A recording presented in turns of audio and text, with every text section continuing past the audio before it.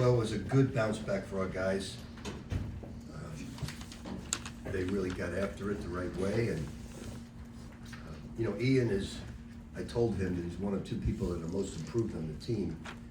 He probably doesn't see it as much as I do because he just wants to score 40 points a game. But he's gotten to become a better defensive player. He's picking up a lot of different things from rebounding and steals and making himself a total player, not just a scorer. And that's what we're trying to do more than anything else because he has the ability. He's long, he's fast, he's intelligent, and he can become the best defensive guard on our team.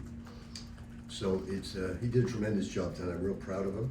Zuby had a triple-double, which is incredible for a five-man on your team to get 10 assists. But he is the team leader in assists. And he was very well rested because he took a day off against Connecticut. We'll start with questions for Zuby or Ian.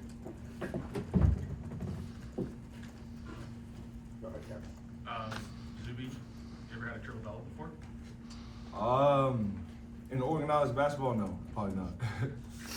Just what was it like, especially I guess those final two possessions that you were in the game offensively, seeing those baskets go in that got you the triple double?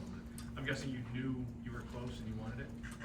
Absolutely, and Coach pulled me aside and told me about it too. So there's no way I was gonna forget. But the last two possessions, I was just playing within the flow of the offense. Me at the top of the key, and just spraying it out.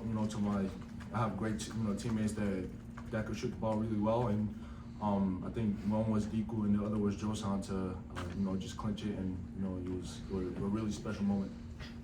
That's what you're telling me to shoot? Yeah. I'm telling him to shoot it. He wanna. You had to tell him? I didn't have to tell him much, but. Zuby, you've obviously been here 3 years, ups and downs, just kind of been here for this whole process. Just what have these 3 years meant to you? What has it kind of meant to you to become such a leader on this team? It's meant everything. I felt like I became a man in this program, and Coach Pitino for the last 3 years now has been just guiding me through this whole process. Not just with the game of basketball, but just life in general.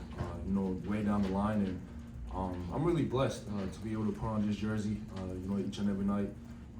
Playing in Madison Square Garden, calling at your home court, and just putting on a performance like this, in front of the best fans in the country, and it means everything to just have this type of performance, especially with my family in the crowd as well. Zuby, when Coach Willard was in here, he was sort of talking about his time as an assistant coach for Coach Pitino, and described his intensity and the way that he does things. And he said that in you, Coach Pitino has the perfect match in a player. Can you sort of describe the dynamic between you and Coach Pitino, and maybe how you have been shaped by him? It's a great relationship. He gets on my butt as much as he would get on like a guy like Lefty or Fotis or anybody else on the team. And that's how it's got to be, to be able to, just create, a special bond. And I've been able to, lucky enough, to be able to experience a regular season title and a tournament title, under him as well. So that's something that we're chasing again, and we're looking forward to the tournament, going further as well. But every day is literally a total grind, just coming in, and obviously he's the head of our ship, teaching us the ways of being a championship level program and playing the right way and things of that nature. So, like I said earlier, it's really a blessing to be able to play here, under him as well. Has he shaped you personally too? Absolutely. Just the way he carries himself, every single day. His passion for basketball as well. Just coming in every single day, being energetic, being loud, and being who he is. And you can see, what this game means to him. And like I said, not just just the basketball, but I feel like I literally grew up here. The past 3 years, I remember coming in, so nervous. You know, Coach Pitino, you know, St. John's trying to perform. Made a lot of mistakes. You know, still make a lot of mistakes, but I'm able to play through it. And you know, obviously that's a testament to the amount of work that I put in. You know, from my sophomore year to this point. And you know, it starts with him. Jason and then Zach. Ian, talk about your enthusiasm on defense. Obviously, 5 steals tonight. You looked very, very comfortable, as well as sort of liking the position, playing defense more. I think for me, it's just having the mentality of just trying to impact winning, you know, and whatever it takes that night, whether it's on defense, on offense, whatever I could do to help us win, is what I'm willing to do.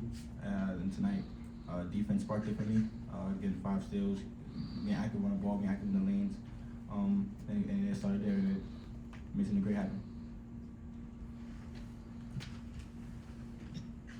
Zuby, could you kind of describe the emotions from Wednesday to today, and what was Coach like in practice the last few days? He was the same person, you know, he's always been. You know,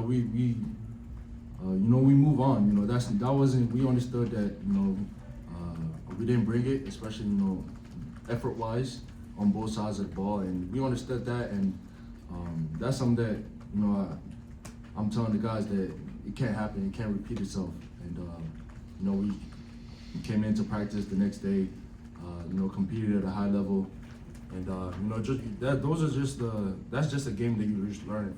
You learn from it. You learn from it and move on. And the response is a lot more important. You know, that's what he was saying, and that's what I was saying as well. That's what I was telling the guys is you know, championship level teams, you know, respond in a positive way. And I think that's exactly what we did tonight. You know, just setting the tone in the first half, and then just playing through. You know, and you know, Ian did a really great job, especially, you know, just applying the pressure, 5 steals, and just getting us out in transition, because, you know, I think that when we're in transition, we're a really tough team to beat. Thanks, Zuby. Thanks, Ian. Coach, you took away my last 3-pointer. You gotta give him somebody. Took away his 3-pointer. I guess we'll on the line for the second one. Football was on the line for the second one. Focus on the line. Somebody gotta send me a video. Rick, what went into the white suit? What changed your mood? Actually, Roger changed my mind. When he said that, do you think the fans will lose confidence? And are you not confident now? Is that way? And I said, geez, I didn't look at it that way. And I thought about it, and I said, you know what? You know, we haven't lost in it. Let me do it. I'm sure that was a major factor in the game. So was it your friends all wearing them?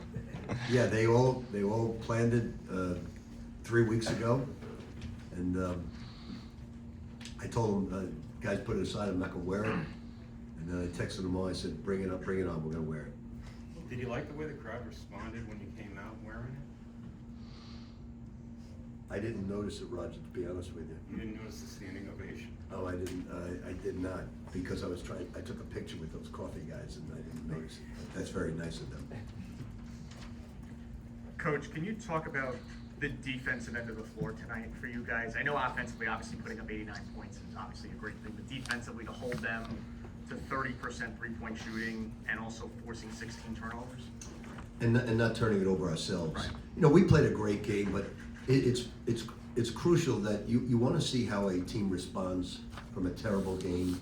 You know, I told them every story in the world, from losing at Louisville by 32 to Notre Dame losing by Providence 31 and going to the Elite Eight, going to the Final Four. I talked about Magic at Pat Riley's statue thing and how Pat got on him when they lost the Celtics by 40.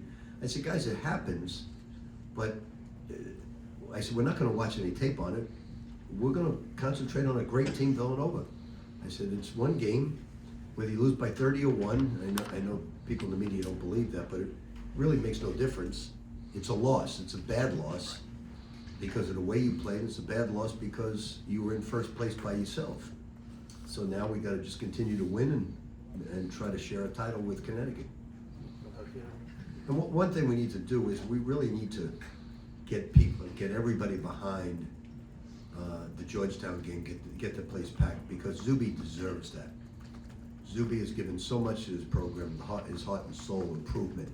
Every single day he's gotten better, and we need to really show up for that game, because seniors deserve it, but most important, Zuby deserves it. He stayed here with us.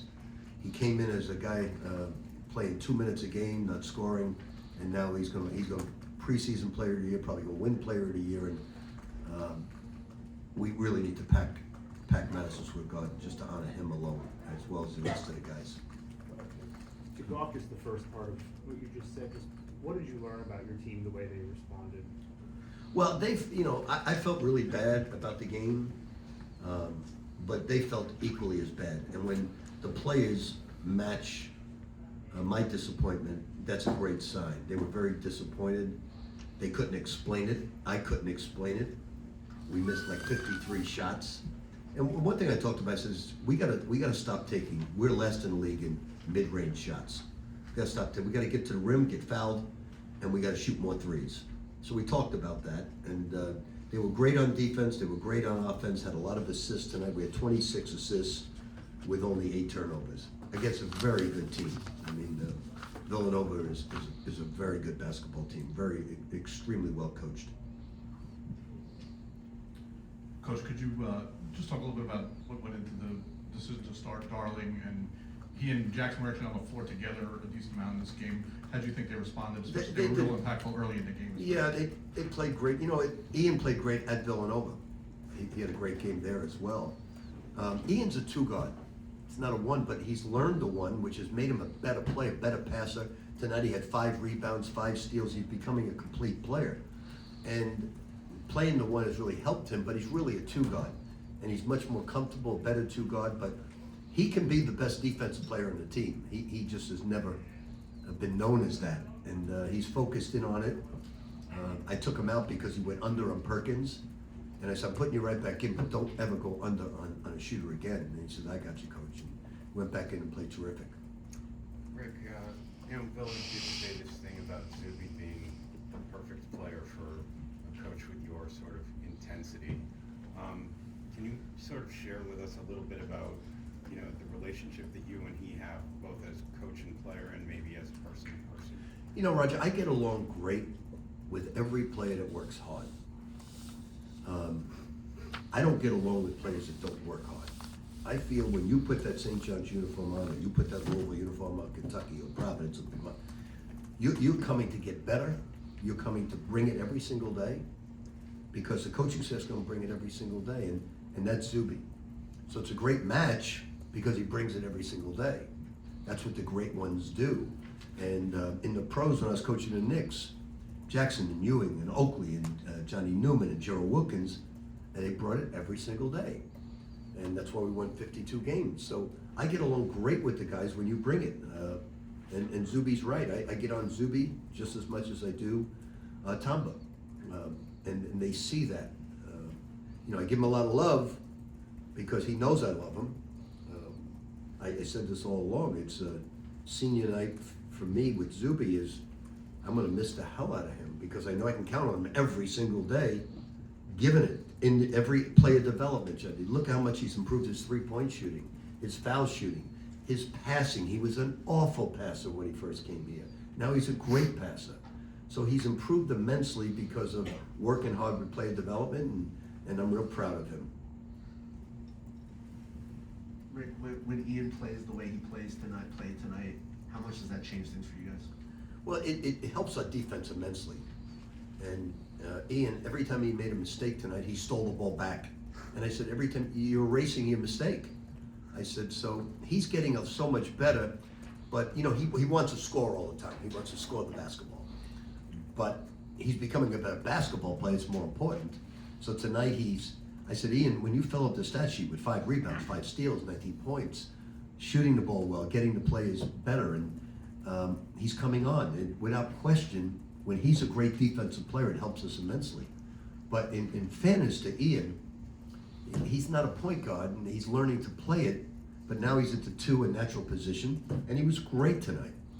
How much do you need back? Well, I think the backcourt is what wins in the NCAA. I think if you have a great backcourt, that's how you win.